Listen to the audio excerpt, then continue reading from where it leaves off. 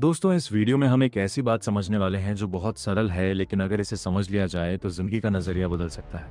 आज हम जानेंगे खुश रहने का एक ऐसा तरीका जो जिंदगी को हल्का बना सकता है। हम समझेंगे कि आखिर क्यों कुछ लोग हर परिस्थिति में भी मुस्कुराते रहते हैं, जबकि कुछ लोग सब कुछ होने के बावजूद भी अंदर से बेचैन रहते हैं। और सबसे जरूरी बात, हम ये समझने की कोशिश करेंगे कि खुशी आखिर आती कहाँ से है। लेकिन उससे पहले, अगर आपको ऐसी बातें पसंद हैं जो जीवन को थोड़ा बेहतर बना सकती है, तो चैनल को सब्सक्राइब जरूर कर लीजिए, क्योंकि यहाँ हम जिंदगी की गहरी बातों को आसान भाषा में समझते हैं।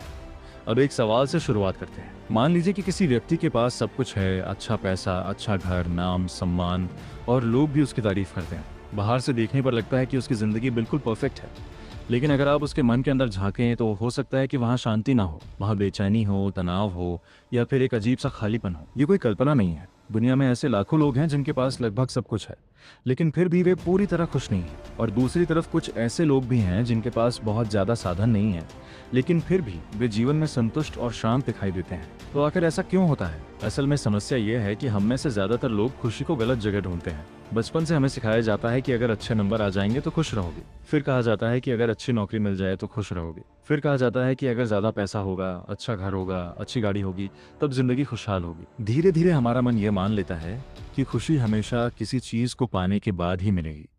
लेकिन सच्चाई ये है कि जब हम वह चीज हासिल कर लेते हैं तो थोड़े समय के लिए खुशी जरूर मिलती है, लेकिन फिर मन किसी नई चीज की तलाश में लग जाता है। यह एक अंतहीन दौड़ बन जाती है। मन हमेशा कहता है, अभी नहीं, थोड़ा और मिल जाए तो खुश होंगे। यही वजह है कि बहुत से लोग पूरी जिंदगी मेहनत करते हैं, बहुत कुछ हासिल करते हैं, लेकिन फिर भी उन्हें लगता है कि कुछ कमी है।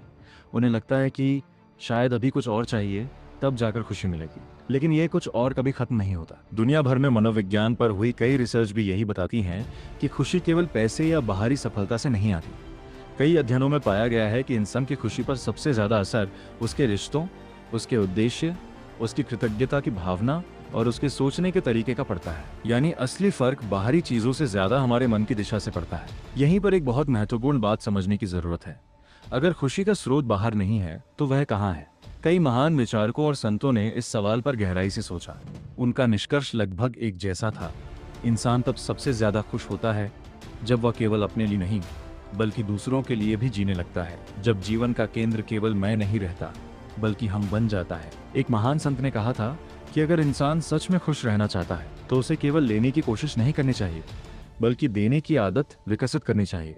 यही विचार बाद में कई आध्यात्मिक शिक्षाओं और जीवन दर्शन में भी दिखाई देता है। इसी सोच को स्वामी विवेकानंद ने भी अपने जीवन में बार बार समझाया था कि इंसान का असली आनंद तब आता है जब उसका जीवन किसी बड़े उद्देश्य से जुड़ जाता है। अब जरा सोचिए, जब आप किसी की मदद करते हैं तब कैसा महसूस होता है? जब आप किसी उदास व्यक्ति को हंसाने में सफल हो जाते हैं तब दिल में कैसी खुशी होती है? जब आप किसी की परेशानी कम करने में मदद करते हैं तब अंदर एक अलग संतोष क्यों महसूस होता है? ये इसलिए होता है क्योंकि इंसान का मन केवल अपने लिए जीकर संतुष्ट नहीं होता।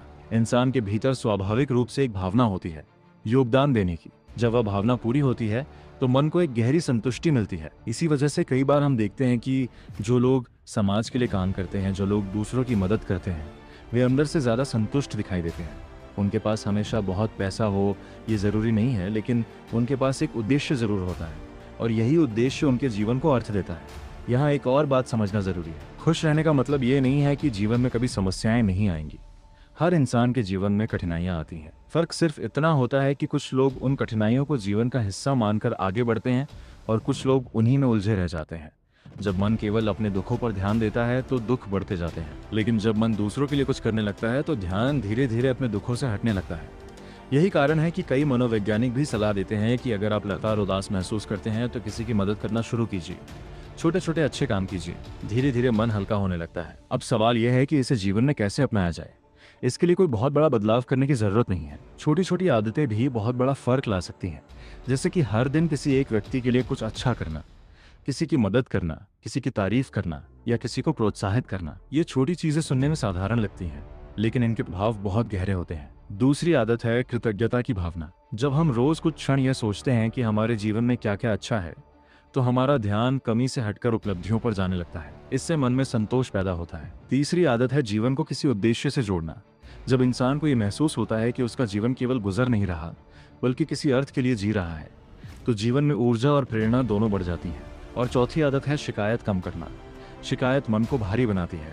जबकि स्वीकार करना मन को हल्का बनाता है। धीरे धीरे जब ये 4 बातें जीवन का हिस्सा बनने लगती हैं, तो इंसान महसूस करता है कि उसकी खुशी बाहरी चीज़ों पर निर्भर नहीं रही, वह छोटी छोटी चीज़ों में भी आनंद महसूस करने लगता है। यही असली बदलाव है। खुशी कोई ऐसी चीज़ नहीं है जो किसी मंजिल पर पहुंचने के बाद मिलती है। खुशी एक तरीका है जीने का। ये उस नज़रिए से पैदा होती है जिससे हम जीवन को देखते हैं। जिस दिन इंसान ये समझ लेता है कि खुशी पाने की चीज़ नहीं है, बल्कि देने और साझा करने से पैदा होती है, उसी दिन जीवन का बोझ हल्का लगने लगता है। और शायद यही कारण है कि इतिहास में कई महान लोगों ने कहा है कि सच्ची खुशी दूसरों के जीवन में रोशनी लाने से मिलती है।